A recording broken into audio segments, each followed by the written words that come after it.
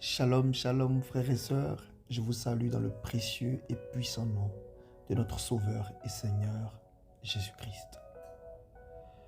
Alors aujourd'hui, nous allons parler d'une question très importante que beaucoup de gens se posent. Est-ce que Dieu tue ou pas?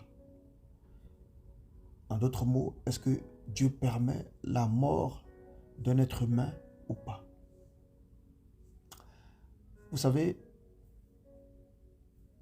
avant même de partager, de répondre à cette question, selon ce que l'Esprit me met à cœur, c'est que vous devez savoir que toutes ces réponses que nous allons partager ensemble peuvent demeurer insuffisantes. Mais l'essentiel est de faire confiance à Dieu. Même quand vous ne comprenez pas quelque chose, vous devez vous souvenir qu'il voit les choses d'un point de vue éternel et que ses voies ne sont pas les nôtres. Elles sont insondables.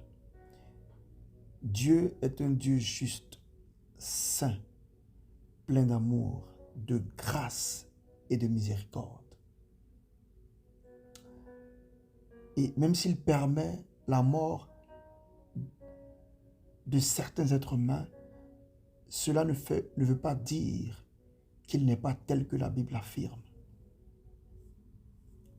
Alors, au jour 1, nous allons parler de l'ordre que Dieu donne à Saül et aux Israélites.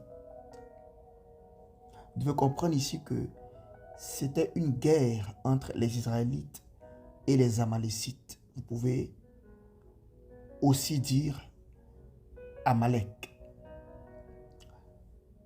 Vous voyez, pourquoi Dieu a donné cet ordre-là?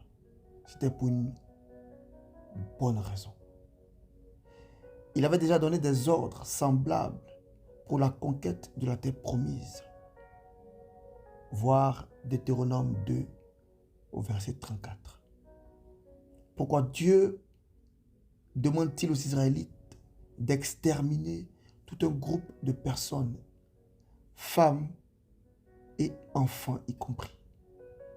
Nous allons le voir dans les prochains jours. Restez connectés.